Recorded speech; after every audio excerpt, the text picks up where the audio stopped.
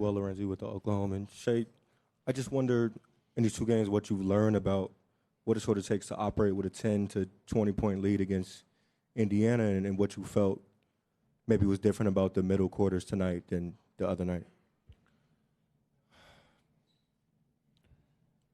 You have to stay focused on the task at hand. Now, whatever that may be for your team and how you want to attack them or go about the game plan, but you have to lock in and stay focused. And even tonight, we've had some moments of slippage. Now, you're not going to be perfect out there, but it goes without saying, like, to make it this far into the season, it's going to take supreme level of focus to reach the ultimate goal. And they're a display of that to the highest form. Like, they play a full 48 minutes, and you can't just throw the first punch. You got to try to throw all the punches all night. And yeah, that's what we did. We threw enough punches tonight to get a W. Joe, next. Joe Masato, the Oklahoman. Shai, what do you think of the minutes that Aaron Wiggins gave you guys off the bench and just his shot making in this one? Yeah, big time. He, it's impressive to me. Like, he's been exactly who he's been all year throughout the playoffs. Like, sometimes he gets 20 minutes, sometimes he gets 2 minutes, sometimes he gets 10. Like, it's all over the place, and no matter what, he finds a way to impact winning for us. And you need it in the biggest moments. No one-man show can win you an NBA championship. And for him to rise to the occasion and just be who he's been in the biggest moment of his basketball career is pretty gutsy. Says a lot about the competitor and the man he is. So hats off to Wiggs. Dan over here on the left. Dan Devine, Yahoo Sports. First quarter, pretty tight, only a couple of possessions separation. Then you go off on that big run in the second quarter. I think it was 19-2. It's just, what did you see? What was going on during that run to allow you to establish that separation? And did that kind of feel like you guys play into your identity, maybe more than you were able to in game one? Yeah, we got stops. We ran. We capitalized on our opportunities. We just strung it together. And I think we strung it together more often than we did in game one tonight, especially on the defensive end of the floor. We're going to go Nick. Mike's coming over. Shai, I just want to ask you about the offense overall, 25 assists, and it just seemed like you had some of those ball movement plays that we've seen all season long, and why you were able to get to more of that tonight.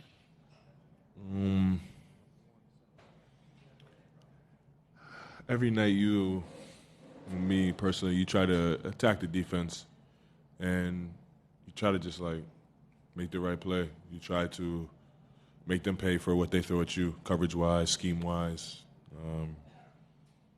And I think tonight, myself for sure, did a better job of attacking it. But as a whole, we did a better job of attacking it. We were a little bit sticky last game, but you have games like that. It sucks to be on this stage and have games like that, but it is what it is.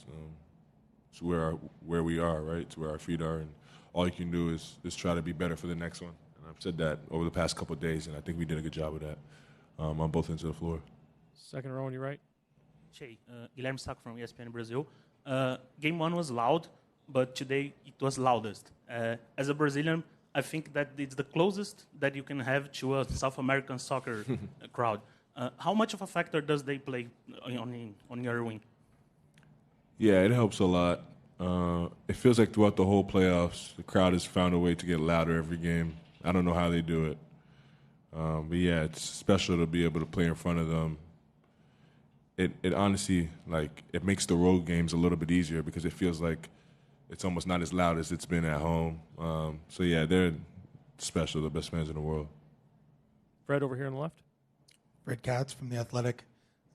Shai, getting back to the offense, it seemed like you guys really made an effort to kind of get into your sets earlier in the clock and get into that pacing more. How much of a sticking point was that for you? And if so, how helpful was that in just kind of being able to run the offense how you guys normally do?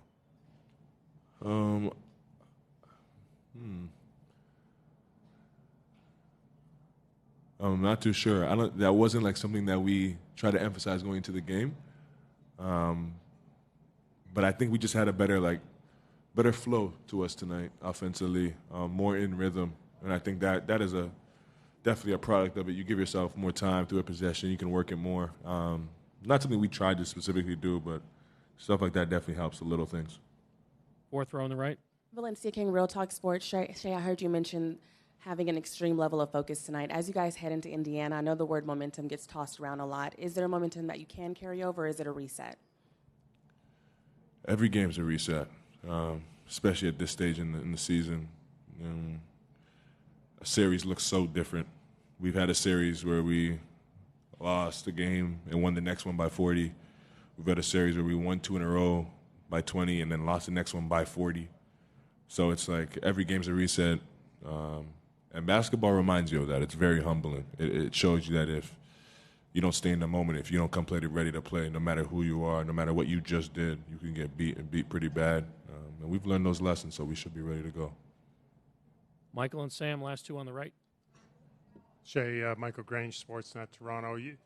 What does it say that in a game that's pretty much a very crucial win to get, that I think you had 6 different assists to 6 different three-point shooters, and that you were so willing to rely on your teammates in a situation like this? The way I see it, I have no choice.